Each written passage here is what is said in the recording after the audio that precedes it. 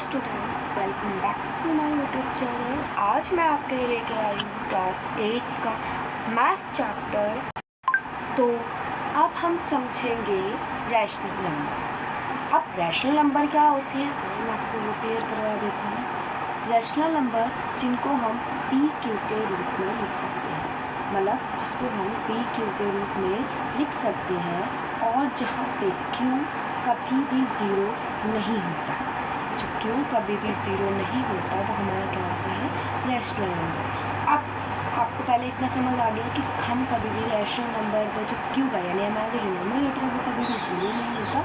तो ये तो आपको समझ गया। अब आपको मैं समझाती हूँ नेचुरल नंबर। नेचुरल नंबर क्या होते हैं, जैसे आपको पता है, जैसे 1 से लेकर 1 2 3 4 5 6 7 8 9 10 एंड अदर नंबर जितने भी हमारे 1 से स्टार्ट होते हैं एंड आगे तक जाते हैं 100 एंड 200 500, ये सब क्या होंगे हमारे नेचुरल नंबर्स। अब मैं बोलूँ ये तो नेचुरल नंबर्स है, अब हम बोलेंगे होल नंबर्स। होल नंबर्स क्या होते हैं, ठीक है। होल नंबर्स क्या होते हैं, जो ज़ीरो से स्टार्ट होते हैं। जो ज़ीरो से स्टार्ट होते हैं 1 2 3 4 5 6 7 8 9 10 and continue with counting and ये हमारे आगे तक जाएंगे, चाहे 500 1000 10,000। बट जो होल नंबर्स है वो हमारे ज़ीरो से स्टार्ट होते हैं, और जो नेचुरल नंबर है वो हमारे 1 से स्टार्ट होते हैं। तो आई होप आपको ये क्लियर हुआ होगा। अब हम चलते हैं हमारे इंटीजर्स पर। इंटीजर्स क्या होते हैं, इंटीजर्स 2 टाइप्स के होते हैं, पॉजिटिव एंड नेगेटिव, ठीक है। पॉजिटिव जैसे हम आपने नंबर लाइन बनाई होगी 1 2 -1 -2 -3 -4 -5 1 2 3 4 5।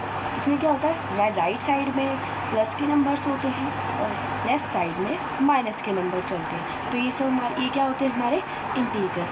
और मैं बोलूँ जितने भी हमने ये अभी तक समझे, ये सारे हमारे क्या होते हैं, रैशनल नंबर। इन सबको हम क्या बोल सकते हैं, रैशनल नंबर भी बोल सकते हैं। अब रैशनल नंबर को हम पी क्यू के रूप में ले सकते हैं। अब जैसे मैंने कोई भी एक नेचुरल नंबर या होल नंबर ले लिया, या फिर मैंने एक पॉजिटिव या नेगेटिव इंटीजर्स भी ले लिया, उसमें मैंने बोला -9 ले लिया और 6 ले लिया, ये क्या होगा, हमारा रैशनल नंबर बोल देंगे। और अगर मैं बोलूँ मैं ले लूँ 5 एंड 4, ये भी क्या होगा, ये भी पी क्यू के रूप में है। और जो हमारा क्यू है वो ज़ीरो नहीं है, तो ऑफकोर्स ये भी रैशनल नंबर होगा। और मैं बोलूँ 4 - 9, तो ये भी क्या होगा हमारा, ये भी क्या होगा हमारा, रैशनल नंबर होगा। तो आप इससे समझ सकते हो। और हमेशा ये समझ के रखना कि कभी भी इसको हम हमेशा पी क्यू के रूप में लिखते हैं, और क्यू हमारा कभी भी ज़ीरो नहीं होता। अब आते हैं फ्रैक्शन। अब फ्रैक्शन मैं बोलूँ, फ्रैक्शन हम कैसे लिखते हैं, अब इसको भी हम पी क्यू के रूप में लिखते हैं, जैसे 1/2 9/6 6/3 -2/3, ये भी लिखते हैं फ्रैक्शन को। अब डेसिमल क्या होता है, डेसिमल लाइक 4.6 6.3 3.2 और 2.9 लाइक दिस। तो जिसमें हमारा डेसिमल यानी पॉइंट आ जाते हैं, वो क्या हो जाते हैं हमारे डेसिमल। हम क्या बोल सकते हैं कि ये हमारे जितने भी हैं इसको हम रैशनल नंबर बोल सकते हैं। तो चलिए अब हम आगे चलते हैं।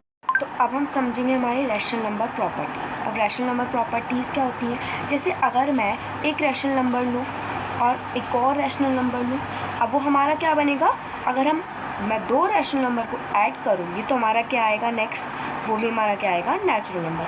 मान लो मैंने 6 लिया, 6 भी नेचुरल नंबर, जैसे मैंने आपको भी बताया था कि जो हमारे नेचुरल नंबर है, वो नंबर्स है, वो क्या होते हैं, हमारे रैशनल नंबर्स होते हैं। तो ऐसे ही मैंने बोला 6 को लिया और 9 को ले लिया, हमारा ये क्या बनेगा, 2 नंबर मिला के क्या बनेगा, ये भी एक रैशनल नंबर बनेगा, जैसे 9 50, ठीक है। तो जैसे ये हमारा क्या बना, एक रैशनल नंबर बन गया। 2 रैशनल नंबर को मिलाया तो क्या बनेगा हमारा, रैशनल नंबर। अब जैसे ही मैंने 2 रैशनल नंबर को सबट्रैक्ट किया तो हमारा क्या आएगा, रैशनल नंबर आएगा। जैसे मैंने मान लो एक 6 ले लिया और 3 ले लिया, अब मैंने इन दोनों को जब मैं सबट्रैक्ट करूँगी तो भी हमारा क्या आएगा, एक रैशनल नंबर आएगा। अब मैंने क्या किया, 2 रैशनल नंबर को मल्टीप्लाई किया, अब मैं दो रैशनल नंबर को मल्टीप्लाई करूँ, मान लो मैंने 3 को मल्टीप्लाई कर लिया, 5 को कर लिया, तो भी हमारा क्या आएगा 3 5 जा 15। तो ये भी क्या हुआ हमारा, ये भी रैशनल नंबर है। तो यहाँ तक तो हम समझ गए।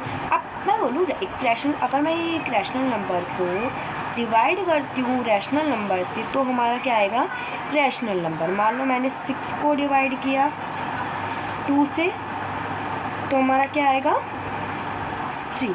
ठीक है, मैंने 6 को 2 से डिवाइड किया तो मेरा क्या आएगा 3। अब ये तो ठीक है। अगर मैंने इसको ऐसे लिख देती हूँ डिवाइड की फॉर्म में, मान लो मैंने ऊपर तुम्हारे पे तो मैंने ऐसे लिख दिया था, तो हमारा 3 आ गया, 2 1 2 2 3 6।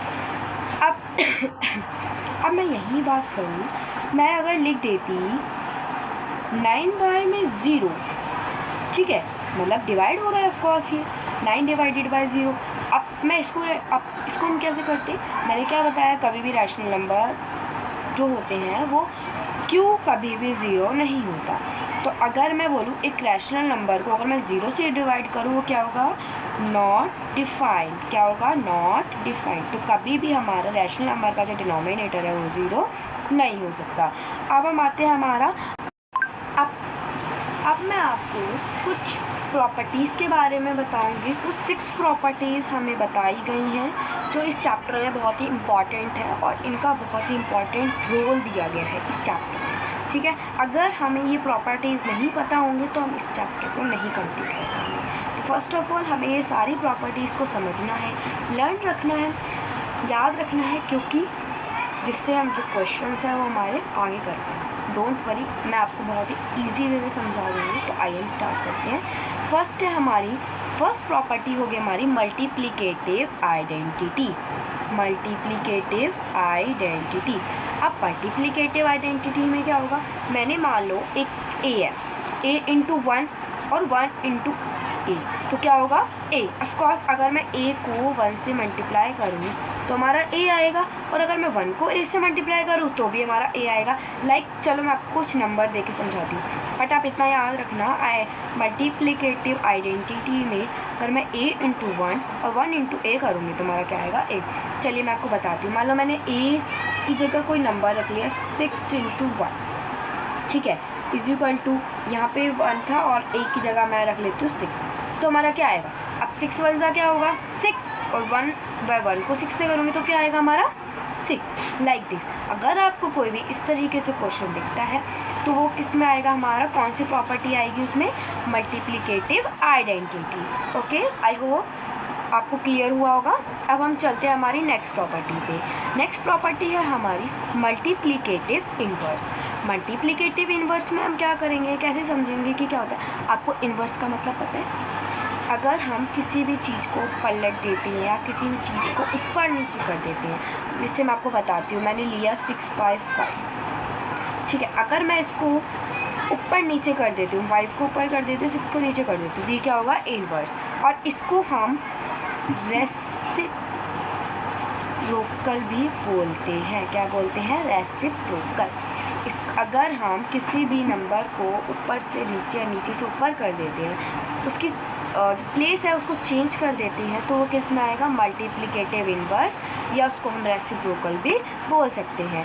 ठीक है, तो मल्टीप्लिकेटिव इनवर्स में क्या होगा, किसी भी नंबर का अगर मैं अपोजिट कर देती हूँ, उसकी प्लेस चेंज कर देती हूँ, तो वो क्या होगा हमारा मल्टीप्लिकेटिव इनवर्स। मान लो मैंने लिखा -9 बाय में 2, अब क्या होगा हमारा, अब रेसिप्रोकल हो जाएगा, मल्टीप्लिकेटिव इनवर्स हो जाएगा, तो यहाँ 2 आ जाएगा, यहाँ हमारा ये यहाँ पे साइन चेंज हो जाएगा ऑफकोर्स, तो ये प्लस का 9 हो जाएगा, तो इसका रेसिप्रोकल हो गया, मल्टीप्लिकेटिव इनवर्स हो गया। आई होप आपको 2 प्रॉपर्टीज़ मैंने समझाई हैं, मल्टीप्लिकेटिव इनवर्स। ओके, अब हम चलते हैं हमारी नेक्स्ट प्रॉपर्टीज़ पे।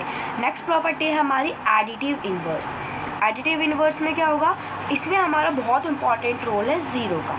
अब वो भी मैं आपको बताऊँगी कि रोल ऑफ ज़ीरो, कि एडिटिव आइडेंटिटी में ज़ीरो का क्या रोल है। अगर मैंने कोई भी एक नंबर ले लिया, ठीक है, इसको फ्रैक्शन में है a divided by b plus जी, तो अगर मैं किसी भी नंबर को प्लस करूँगी 0 से, तो हमारा क्या आंसर आएगा a plus b।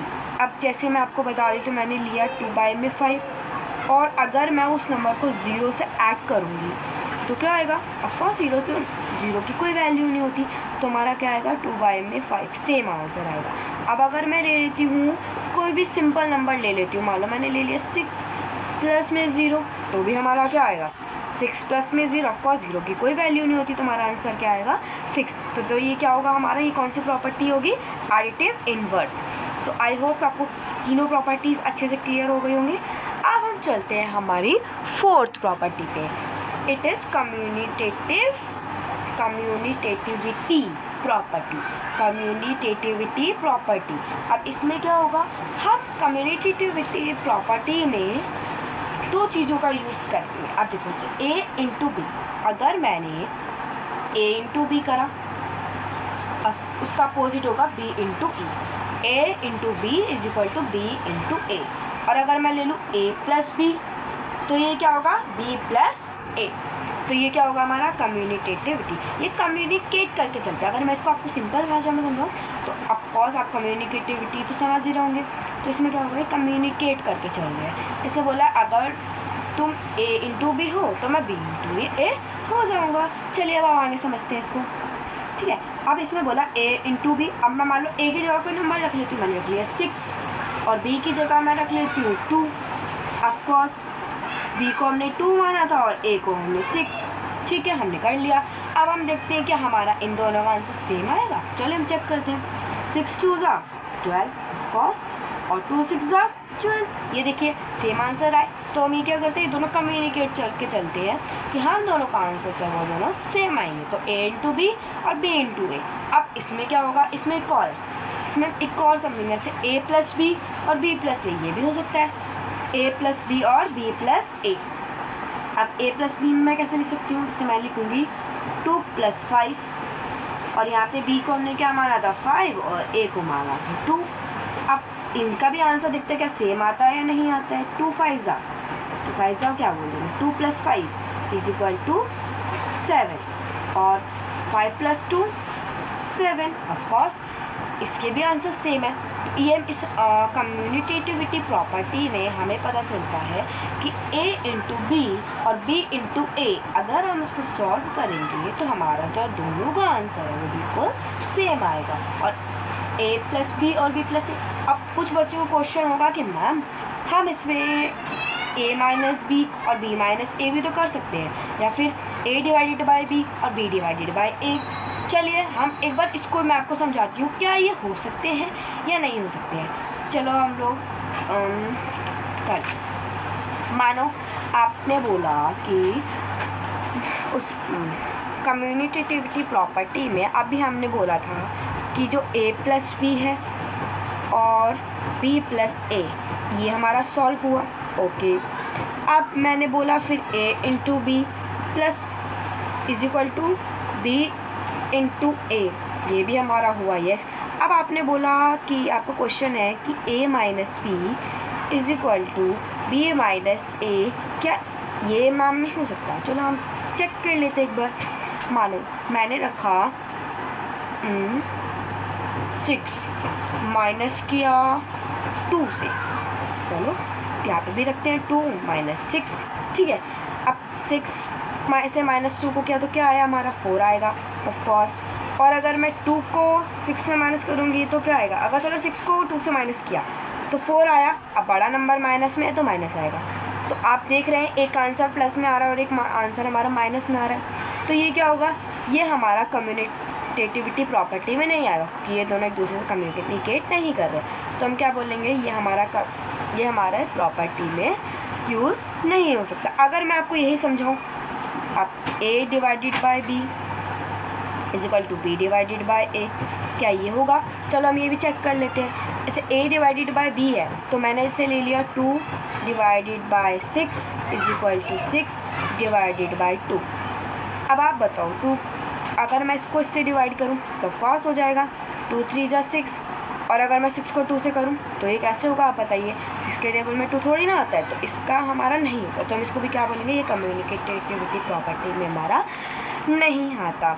I hope you have clear. तो हम क्या बोलेंगे, subtraction and division are not allowed in communicativity property. ठीक है, अब हम चलते हैं हमारी नेक्स्ट प्रॉपर्टी की तरफ, जिसका नाम है एसोसिएटिविटी प्रॉपर्टी। एसोसिएटिविटी प्रॉपर्टी, अब इसमें क्या होगा हमारा, चलो समझते हैं। अब इसमें क्या था हमारा, मैंने क्या किया, 3 लेटर्स को ले लिया, 3 अल्फ़ाबेट्स लिए मैंने, A B एंड C। इसमें क्या था, A प्लस B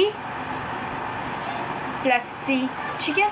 अब यहाँ पे आए हम, राइट हैंड साइड आए तो क्या होगा, A प्लस B हो गया और प्लस C हो गया। तो इन्होंने क्या किया, एसोसिएट कर लिया, ये दोनों एक साथ रहे, अलग नहीं होने दिया। पहले ये B के साथ था, ठीक है, B और C साथ में थे, यहाँ पे आके क्या हो गया, A और B साथ में हो गए। समझ आया आपको? चलिए मैं आपको एक बार और बताती हूँ। यहाँ पे था हमारा A plus B plus C, अब यहाँ पे क्या हो गया हमारा, A plus B plus C। इसमें हमारा पहले A अकेला था और यहाँ पे B ने B इसके साथ हो गया और C अकेला हो गया, ठीक है, आप समझ गए। अब चलिए अब इसको मैं समझाती हूँ। ये एसोसिएटिविटी प्रॉपर्टी है, इसमें सभी को साथ में लेकर चलता है। इसमें क्या है, तीनों जो अल्फ़ाबेट है वो साथ में चलते हैं। अब जैसे मैंने बोला A plus B plus C और A plus B plus C, अब इसको समझते हैं। अब हमारा A क्या होगा, मैंने A माना 2, B को माना 3 और C को माना 4। इसमें भी कर लेती हूँ, A को माना 2 और B को मैंने माना था 3 और C को माना था 4, ठीक है। अब इसको पहले हम लोग ब्रैकेट वाले को सॉल्व करते हैं। 3 प्लस 4 7 प्लस 2 7 और प्लस 2 9, ठीक है, यहाँ पे 9 आ गया। आप देखते हैं क्या हमारा इस साइड वाला भी 9 आएगा। 2 और 3 क्या होगा, 5 और ऐड करेंगे अब हम 4 को, 5 4 9। तो ये दोनों क्या हुआ, हमारे एसोसिएट हो गए, एक साथ आए और इनका आंसर भी हमारा सेम आया। तो ये आप समझ रहे होंगे एसोसिएटिविटी। अगर इसमें हम देखें तो ये भी देख सकते हैं, अगर मैं ले लूँ A into B into C और यहाँ ले लूँ मैं A इंटू B और इंटू C, तो भी हमारा क्या है, ये सॉल्व हो जाएगा। देखिए कैसे होता है। अब मैंने यहाँ पे लिया 2, यहाँ पे लिया 3 इंटू 4, यहाँ पे लिया 2 इंटू 3, यहाँ लिया 4, ठीक है। अब 3 4 जा 12 इंटू 2, यहाँ पे क्या होगा, 2 3 जा 6 और 4। अब 12 2 जा क्या होता है, 24, इसका 24 आंसर आ गया। अब क्या इसका भी 24 आए, 6 4 जा 24, यस, ऑफकोर्स सेम आंसर आया है हमारा। देखो तो ये क्या होगा, हमारा एसोसिएटिव प्रॉपर्टी में आएगा। और इसमें हमारा कभी भी माइनस सब्ट्रैक्शन और डिवीज़न अलाउड नहीं है। इसमें भी हमारा क्या होगा, जो सब्ट्रैक्शन है और डिवीज़न है वो अलाउड नहीं है, ये नहीं किया जाएगा। अब हम समझते हैं हमारी next and last property, distributive property.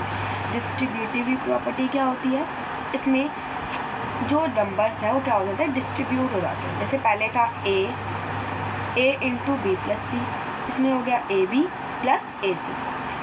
पहले यहाँ पे था A, अब यहाँ पे अगर आप कभी भी अगर आपको ये क्वेश्चन आए कि जहाँ पे आपका यहाँ पे कोई भी निशान नहीं लगा है, कोई भी चिन्ह नहीं लगा हो, कोई भी साइन नहीं लगा हो, तो आप क्या करोगे, समझ जाना वहाँ पे क्या है हमारा मल्टीप्लाई, क्या है मल्टीप्लाई होगा, ठीक है। तो यहाँ पे मल्टीप्लाई से A into B plus C लिख रहे हैं, तो अब हम इसको कैसे करेंगे, इसका मतलब होता है हमारा जो A है वो B के साथ भी है और A है वो हमारा C के साथ भी है। जैसे यहाँ पे A B हो गया, फिर क्या हो गया A C, अब प्लस का साइन था तो प्लस हो गया, तो ये क्या हो गया, डिस्ट्रीब्यूट होगा, इसमें क्या अलग हो गए, इसका मतलब होगा हमारा अलग होना, ये क्या हो गए, अलग हो गए, ठीक है।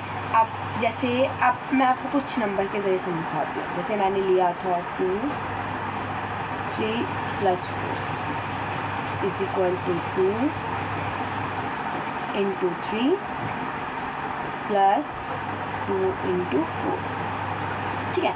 अब हम इसको करते हैं, 3 और 4 कितना होगा, 7 7 इंटू 2 2 7 जा 14, ठीक है।